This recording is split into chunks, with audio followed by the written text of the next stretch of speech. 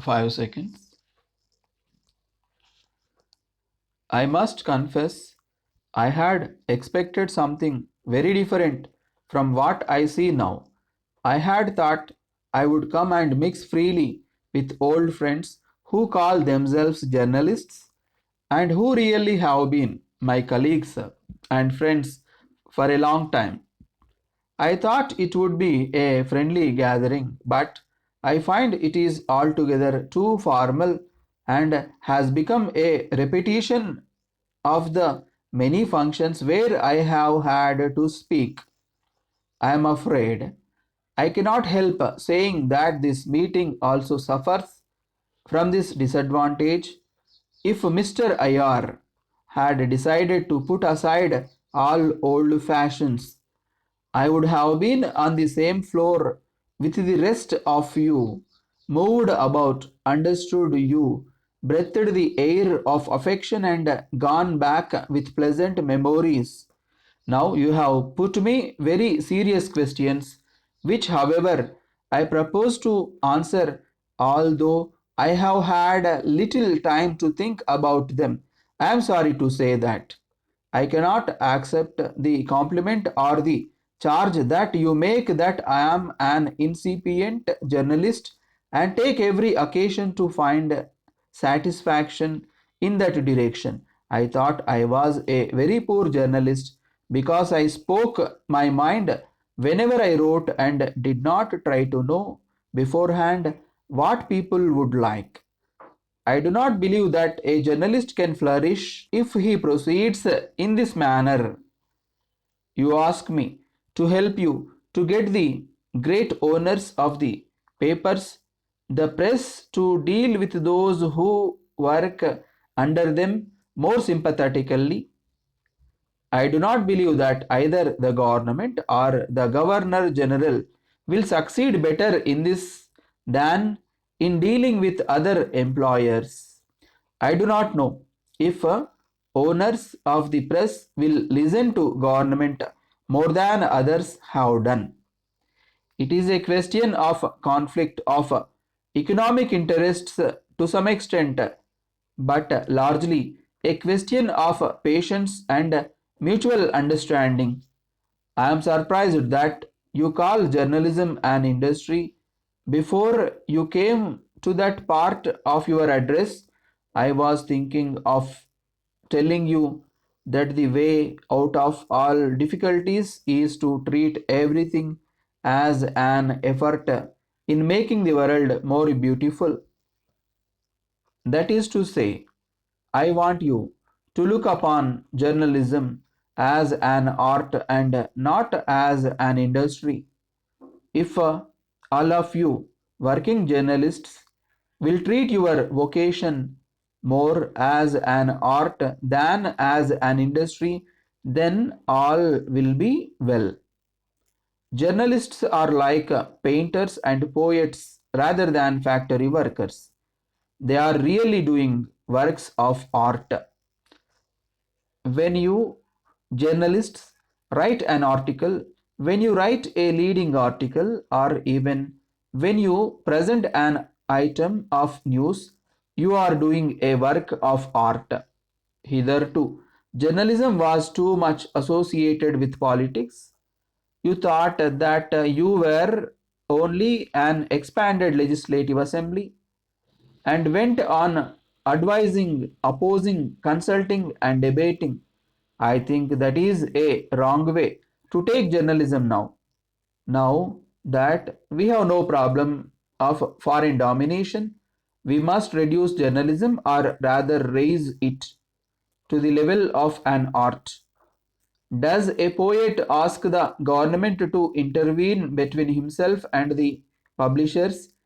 Can a painter ask the government to help him to get better prices for his pictures? Works of art cannot flourish in that manner. Although I have refuted your kind compliment, I think I know enough of the life of journalist to feel that I am giving good advice. Whatever may be your difficulties, Whatever your internal pains and travails, do look upon what you produce as productive, creative art, and then all will be well. Write good books, make good poems, make good pictures, and also write good articles and make good newspapers. All will then be well. If you ask me to argue the point, I may not be able to do it either within the time given to me or even if you give more time. But if you take my advice and practice it, I think you will find that all will be well. You are old friends. There is no reason for me to imagine that I am cleverer than any of you. All of you have dealt with the same subjects as I have. All of you have nearly as much experience as I have had according to the time you have given to it. As for wrangling and arguing policies, I think our Indian newspapers must throw off the old hangover of imagining that they are just expanded legislative assemblies, launch out on everything in life and bring out things of beauty in order that life may be enriched in our country. Journalism is only one of the many ways in which life can be enriched, and by continuing in the old style, we are not likely to be very useful. I am talking as one of you. You have rightly complained of the hangover of the government's attitude. I think it will not last very long, even if your accusation is correct. But let us all think first of our own faults. To Honesty Trading Corporation, Meadows Street, Bombay 1. Dear Sirs, I thank you for your prompt reply with enclosures to my letter of the 9th instant regarding my appointment. I am satisfied with the prospects you hold out, and I am anxious to demonstrate my ability to convince the likely customers of the superiority of your productions over the many substitutes now existing. There are, however, several most important points in the agreement which require adjustment before it can be concluded. With respect to Clause 1, I think it would avoid the danger of disputes if it stated exactly what are included. I am also anxious that it should be distinctly understood that I am not expected to be answerable for payments to travelers in connection with commission. I recommend that you forward each week a check covering the likely amount, which I shall disburse holding to your credit any sum remaining in hand. I respectfully suggest that the sum of 1,000 rupees be deposited with me for this purpose. I hope you will have no objection to giving the necessary sanction.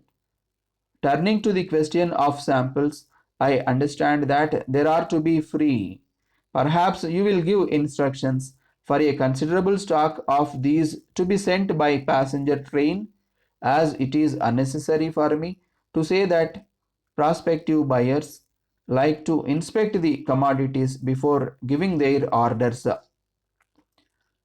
Respecting the determination of the agreement, will you kindly state distinctly, merely as a formality and to avoid the possibility of future misunderstanding or misconstruction, that it is a yearly one, which on condition that a turnover of at least 10,000 rupees is reached in any 1 year is automatically renewable. Should the amount fall below the sum of 10,000 rupees, either side may give 6 months notice, but should I accomplish this as I confidently believe I can, the 6 months notice is to be given by me alone. You undertaking to renew the agreement for as long as I may require. Hope our coming association will be instrumental in the advancement of the business. Expecting a very early reply from you. Yours faithfully.